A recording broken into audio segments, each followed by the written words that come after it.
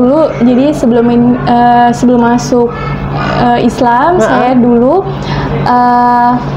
beragama non-muslim, maksudnya nggak ngerti. Sebelumnya itu istilahnya apa ya, saya adalah seorang istilahnya aktivis juga di gereja. Bilangnya apa ya? Oh, di gereja nggak apa ya? Gereja. Ya, kan saya agak susah.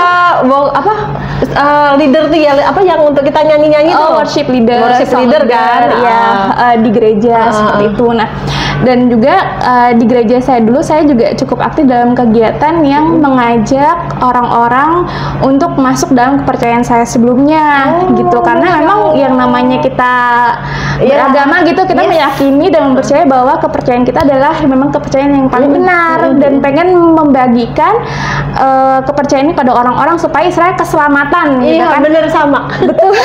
Karena namanya iman, karena dulu saya percaya bahwa iman itu akan iman pada hari akhir, itu kan pasti ada iman pada masuk surga, masuk neraka, saya percaya itu. Makanya saya dulu seorang aktivis yang di gereja itu, jadi pagi ke kantor, bahkan ketika saya SMA, ketika sekolah itu aktivitasnya paling cuma rumah, sekolah, gereja. Itu aja. Kalau pas kantor gitu ya, rumah, kantor, gereja, udah situ aja. Jadi misalnya dari pagi ke kantor, ke gereja sampai jam 11 malam, jam 1 malam itu mempersiapkan acara-acara yang memang khususkan untuk menarik orang-orang untuk memeluk kepercayaan saya yang lama. Nah, kadarulahnya saya di kantor itu juga minoritas. Ya, paham. Minoritas. Jadi ada beberapa teman yang memang diskusi kami kan, ada yang mengatakan, kok kamu kepercayaanmu kepada Tuhan seperti itu, kenapa? Gitu. Terus saya jelaskan. Terus saya juga bertanya pada mereka, kok Muhammad itu sebagai nabi kenapa? Emang dia kenapa sih? Padahal kan dia nggak bisa baca tulis, maksudnya kok bisa ya orang yang nggak bisa baca tulis tuh bisa jadi melafalkan Al-Quran yang bagus begitu kan ya, sama seperti orang-orang Quraisy yang tidak percaya kepada kerasulannya Muhammad. Seperti jadi itulah yang kami diskusikan sampai satu saat ketika kami berdiskusi, teman saya itu mengatakan seperti ini, "Lah kamu kenapa menganggap Yesus sebagai Tuhan?" gitu. Terus saya katakan, ya iyalah, Yesus itu menyembuhkan orang sakit, mengubah air menjadi anggur. Terus habis itu membangkitkan Yohanes, ya kan? Membangkitkan orang mati, Lazarus. Padahal udah 3 hari udah dikuburkan, terus dibangkit lagi. Orang buta, orang kusta, banyak kan mengusir roh jahat yang ada di babi-babi, gitu kan? Banyak sekali yang Yesus lakukan saat itu. Bahkan PSK pun juga dimaafkan, diampuni, betul. Kan? Gitu Nah, jadi banyak aku melipat gandakan yang 5 roti dan 2 ikan. Ya itu kan rambut skala minggu ya, Mbak ya. Itu masa lalu. 5 roti dan 2 ikan menjadi beribu-ribu, bahkan sisa 12 bakul. Masya Allah. Itu jadinya itu yang Yesus lakukan, dan dia tuh adalah anak Allah, anak Allah yang sudah dikatakan dalam Alkitab seperti itu. Apa sih maksudnya? Itulah yang menjadi bukti kalau Yesus adalah Tuhan. Terus temanku bilang gini, karena beliau juga menonton video Zakir Naik gitu kan, dia juga bertanya pada saya seperti ini, emang Yesus pernah mengatakan kalau dia itu sebagai Tuhan? Gitu kan. Saya langsung, oh iya, nggak pernah. Itu saya ngomong dalam hati, bentar ya, saya harus baca Alkitab saya dulu gitu. Karena everything yang saya lakukan, segala sesuatu harus berdasarkan dengan Alkitab. Karena menurut saya bahwa kalau kita mau masuk surga, ada tuntunannya nih. Tuntunannya apa? Karena saya kepercayaan saya Nasrani waktu itu, ya udah pedoman saya Alkitab. Saya bacalah Matius, pokoknya Matius, Markus, Lukas, Yohanes itu saya harus baca. Karena kan bisa perkataan-perkataan Yesus kan. Terus habis saya baca, dapat di Yohanes 13 ayat 13 dikatakan bahwa Yesus berkata, aku adalah guru dan Tuhan. Tuhan ya. Di Yohanes itu ya. Betul. Terus aku ngomong sama temanku, ini ada kok gitu kan. Di ini itu saya langsung bawa Alkitab saya ke kantor gitu. Ini kok ada kok, Yesus mengatakan Yesus adalah guru dan Tuhan. Nah, terus habis itu ini nggak gini, harusnya ada terjemahan lain, dia bilang gitu. Terus habis itu saya searching gitu kan, karena saya kan waktu itu agama itu adalah satu hal yang penting bagi saya. Saya nggak boleh goyah gitu ketika saya memutuskan bahwa saya Kristen. Saya mengimani kalau ini benar. Jadi ketika kepercayaan kita itu kayak disalahkan dalam tanda kutip, ya kita nggak nerima dong. Iya, benar. Jangankan agama, prinsip kehidupan aja atau sehari-hari kalau kita sama suami, apa kita sama teman atau sama orang tua yang berbeda prinsip aja kita kan langsung berani gitu. Enggak gitu. Jadi ketika waktu itu teman saya bilang gitu, saya langsung nyari lagi gitu, emang translate yang sebenarnya seperti apa. Nah, ternyata ketika saya searching bahasa Inggrisnya, ternyata di situ dikatakan I am your teacher and your Lord. I am your teacher and Lord. Lord di situ Lord, nggak selevel dengan God ya? Iya, jadi lebih ke Tuhan. Jadi kalau misalnya saya nonton lebih lanjut dalam videonya Zakir Naik, di situ dikatakan sebenarnya konteks saat itu adalah ketika kekaisaran Romawi. Jadi kalau misalnya kita ngelihat di film-film Romawi, dokumenter Romawi, orang yang memiliki status paling atas, raja dan sebagainya dikatakan Lord, bukan God. Itu adalah satu hal yang lumrah gitu loh. Nah, ternyata saya jadi semakin memahami bahwa sebenarnya terjemahan itu bukan lebih ke Tuhan, tapi Tuhan. Dan ketika saya mempelajari videonya Zakir Naik juga, itu memang terjemahan sebelumnya bukan Tuhan, tapi lebih ke Tuhan. Saya guru Tuhan, lebih merujuk ke situ. Nanti kalau misalnya saya punya ada waktu, saya ada catatan beberapa kali. Nah, itu membuat saya lagi oh iya ya gitu. Nah, terus habis itu oke lah, itu kasus pertama. Kasus kedua tentang kisah Nabi Ibrahim, atau dikatakan dulu sebagai Abraham.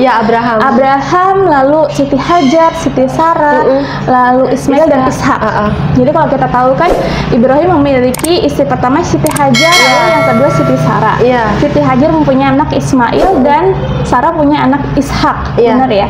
Nah, terus habis itu ketika dalam Alkitab gitu kan, saya sharing pada teman saya tentang ceritanya Nabi, itu keturunan sebenarnya Ibrahim yang sahih gitu istilahnya ya, tuh Ishak apa Ismail gitu kan. Nah, di artikel itu lebih merujuk ke Ishak. Terus saya share ke teman saya. Iya benar. Teman saya share, terus dia share balik ke saya tentang pengulasan tentang keruntutan di kejadian itu, pasal kejadian yang kitab kejadian. Jadi diceritakan di situ bahwa ini agak panjang, nggak apa-apa ya Mbak ya? Jadi saya pun juga akhirnya belajar karena pemahaman kita kan masing-masing. Jadi kalau dengan begini kan aku, oh ya bener juga ya, semakin yakin. Aku yang mu'alaf aja juga semakin yakin gitu loh. Bismillah. Jadi waktu itu yang saya lihat di kejadian 20 atau 21, nanti boleh dicek kalau misalnya saya salah dikoreksi. Jadi dikatakan waktu itu ada peristiwa tentang penyapihan Ishak. Jadi dulu ada, kalau kita kan sekarang 2 tahun, kalau dulu orang Yahudi mereka 5 tahun gitu. Jadi ketika Ishak usia 5 tahun ada pesta penyapihan, penyapihan gitu kan. Nah, terus Siti Hajar ini, Bu Hajar, Siti Sarah, Bu Sarah, ibunya Ishak, Sarah melihat Hagar yang dimana adalah dulu budaknya si Sarah kan. Nah, terus habis itu lihat kok dia tuh si Sarah ini cemburu kepada Hagar karena mungkin statusnya dia ada sebagai istri pertama dan sebagainya. Jadi di acara itu dia seperti cemburu gitu. Lalu singkat cerita dia cerita kepada si suaminya gitu kan, Abraham, yang intinya bahwa dia pengen si Hajar harus dikeluarkan dari rumah. Itu versi Alkitab ya, diusir dari rumah. Lalu singkat cerita pada suatu pagi Abraham langsung membawa roti, jadi bekal gitu, bakal untuk perjalanan Siti Hajar dan Ismail. Lalu dituliskan di dalam Alkitab. Jadi Abraham menyiapkan roti, air beserta anaknya, lalu ditaruh di pundaknya si Hagar. Jadi karena Hagar pergi sama anaknya gitu kan, jadi bawa roti, bawa air sama anaknya itu ditaruh di atas bahu Hagar. Nah, ketika itu saya tuh belum pada ketika saya bertahun-tahun gitu ya membacakan kisah itu, adalah kisah yang sudah sering kita dengarkan ya.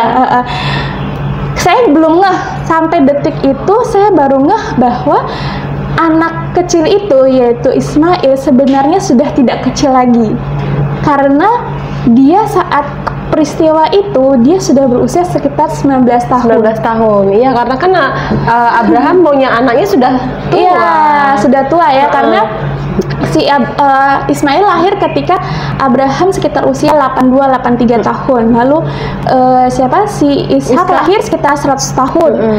Ditambah 5 tahun yang penyerahan itu. Jadi dia itu kurang lebih sekitar 19 tahun gitu kan. Nanti bisa dicek lagi dalam Alkitab. Jadi itulah saya langsung kaget, hah? Iya, maksudnya anak 19 tahun ditaruh di atas bahu ibunya, lalu berjalan di padang pasir. Rasanya kok apakah memang seperti itu gitu. Terus lalu dikatakan di ayat-ayat setelahnya dituliskan bahwa ketika Hagar merasa lelah, lalu dibuang anak itu ke semak-semak. Itu nggak masuk akal ya. Menurut saya waktu itu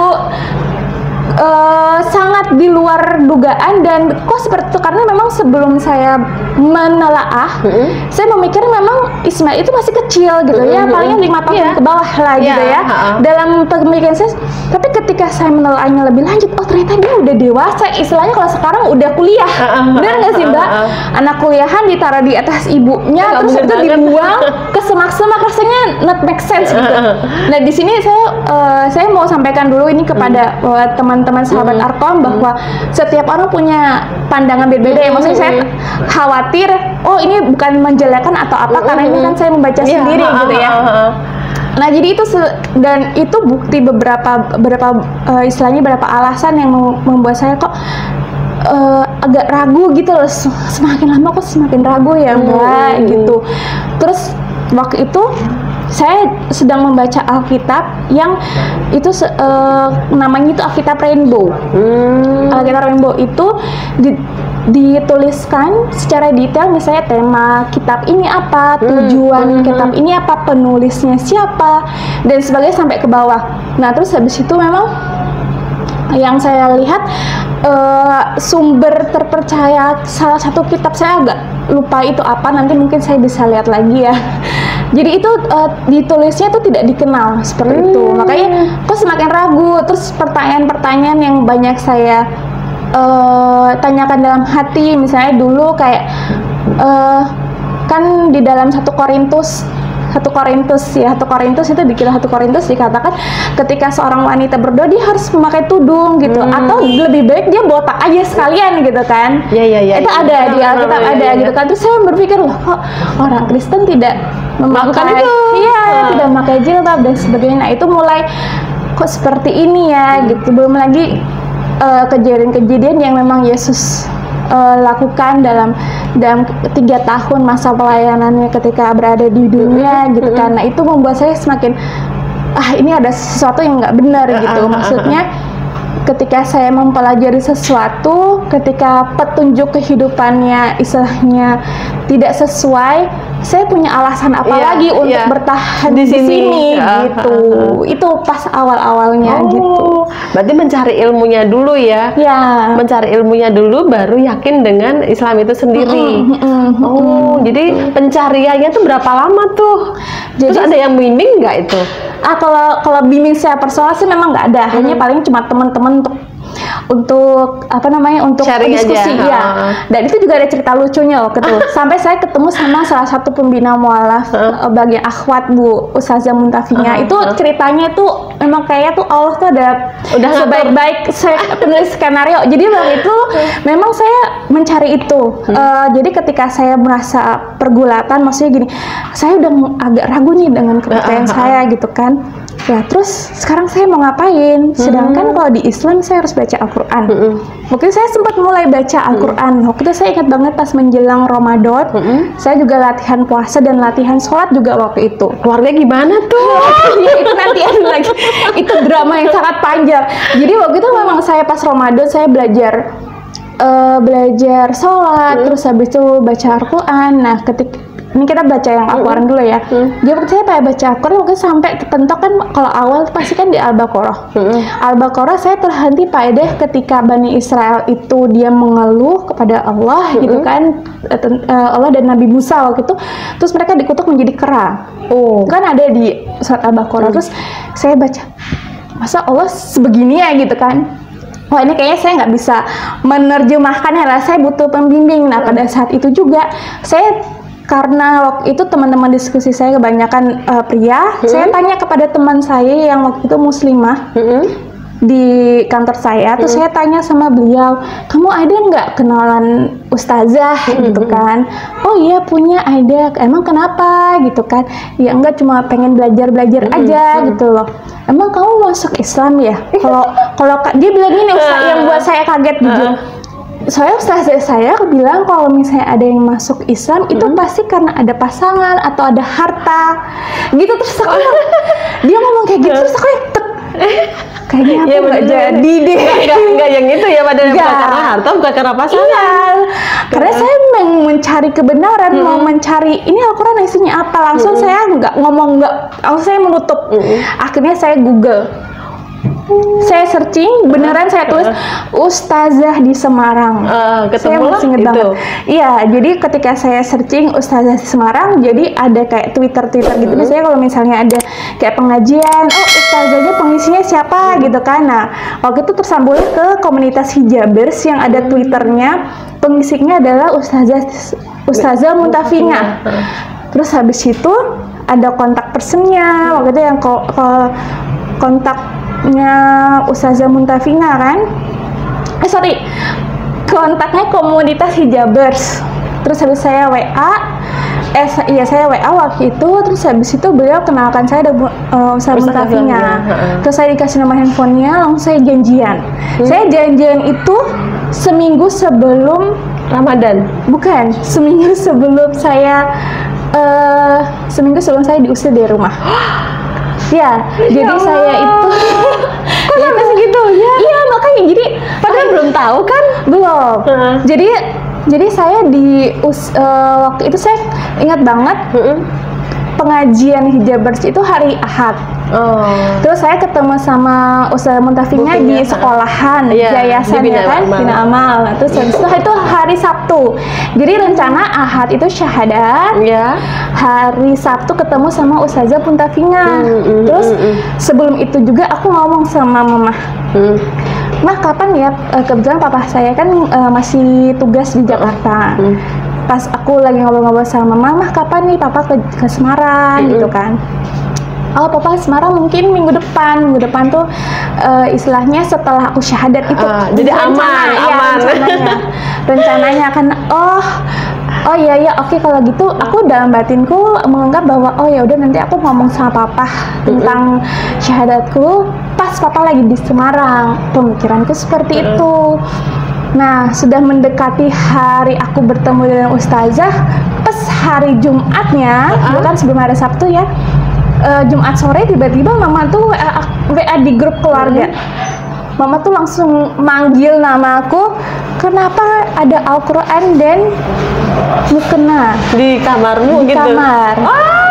Langsung, karena kan memang aku lagi belajar sholat, dan itu yang memang membuat saya kaget waktu itu, karena masih Jumat sore nggak ada persiapan, nggak ngomong apa-apa, tiba-tiba kamu ngomong kayak gini. Saya nggak bales. Terus 5 menit kemudian papa saya telepon. Wah, handphone saya berdering gitu kan. Papa saya telepon. Waduh, ngomong apa? Gitu. Terus saya ngomong salah apa? Terus habis itu maksudmu apa? Kok ada Al-Quran? Apa sama saya ada gitu. Iya Pak, ya aku orangnya memang polos ya. Jadi ngomong apa deh, karena memang gak ada persiapan sama sekali, mau ngomong apa deh, jadi ditanya dijawab gitu ya. Iya aku lagi belajar gitu, aku bilang gitu. Kenapa kamu belajar? Gitu. Apalagi papa saya kan orang Ambon ya, maksudnya bukan tentang rasis tidak, tapi kan maksudnya wataknya agak keras. Karena kami juga lama di Jayapura waktu itu. Kenapa kamu ada Al-Quran dan sajadah? Ya saya lagi belajar Islam, aku bilang gitu. Kenapa kamu pakai ini mulai ngomong. Yang pada intinya adalah tidak setuju karena papa mengira bahwa orang Islam itu ngapain nyembah berdoa di kuburan. Terus yang istilahnya yang sampai sekarang saya tahu itu adalah yang tidak sesuai syariat Islam, gitu kan, kayak menyembah di doa-doa di kuburan, terus ada minta dan sebagainya istilahnya gitu kan. Itu tidak sesuai gitu. Ngapain kamu belajar sama siapa? Oh, itu waktu itu langsung saya tuh nangis karena nggak tahu mau ngapain lagi gitu kan. Dan kenapa kamu mau pindah ya gitu kan? Enggak, aku belum pindah, aku bilang gitu. Aku belum syahadat, aku belum ngapa-ngapain. Karena memang belum gitu kan. Memang belum gitu, memang belum ada ngatakan. Pokoknya kamu nanti akan membawa pengaruh buruk pada adik-adikmu. Malam ini juga kamu harus bawa baju-bajumu semuanya sampai mobil-mobilmu keluar dari rumah gitu. Dan itu alhamdulillahnya memang Allah tuh menjaga ya. Jadi kan mama yang tahu ada Al-Quran dan mukena itu sebelum mama pergi ke Jakarta. Oh, nyusul papa. Jadi ketika papa marah sama aku, itu posisinya papa lagi ditelepon di Jakarta dan aku di Semarang. Mama pergian ke Jakarta. Jadi waktu itu alhamdulillah, maksudnya ada alhamdulillahnya adalah aku tidak bertemu langsung dengan papa sehingga Allah menjaga dari istilahnya kayak verbal langsung dan misalnya siapa tahu ada kekerasan fisik gitu kan. Malam itu juga saya langsung keluar dari rumah karena tidak juga ada kenalan wanita waktu itu. Langsung saya tinggalnya di hotel gitu karena cari yang paling murah lah ya, karena nggak tahu mau sama siapa, karena saya nggak punya teman-teman akhwat gitu kan. Tapi Allah itu baik, dan besok paginya aku langsung ketemu sama Ustazah Muntafina. Gitu ya Allah, kayak udah ada rencanain ya. Kayak ya Allah. Dan hebatnya Mbak Konsia tuh langsung yakin gitu loh. Badaiku terjang gitu ya. Itu baru awal ya. Jadi Allah tuh ya ampun, jadi aku hanya merencanakan, oh ya Allah mungkin minggu depan ya pas Papa datang ke Semarang aku akan ngomong langsung. Itu kan kalau dalam kita sekacamata manusia itu kan baik gitu kan akhlaknya kepada orang tua. Tapi Allah menskenarikan, udah kamu hari Jumat ketahuan papamu, tapi papamu nggak ada langsung di situ, nggak itu tempat. Dan mama juga lagi perjalanan ke Jakarta. Terus saya ngambil barang-barang tuh ada adek aja di rumah. Cuma ngomong, itu papa cuma suruh aku ngeliat kamu bawa barang-barangmu. Itu ceritanya Masya Allah banget. Hari Sabtu pagi aku langsung malamnya itu langsung ngomong sama Ustazah Muntafina, udah kita besok ketemu di yayasan Bina Amal. Alhamdulillah besok pagi ketemu Bina Amal. Terus alhamdulillah Ustazah Muntafina bilang gini, kan kami cerita singkat gitu, Ustazah bilang, udah malam ini kamu langsung tinggal di rumah temenku. Suaminya lagi tugas di Tegal, anak-anaknya di pondok, jadi cuma hanya kamu sama Umi itu. Aku panggilnya Umi kan. Jadi sejak malam itu sampai aku menikah tinggal sama beliau.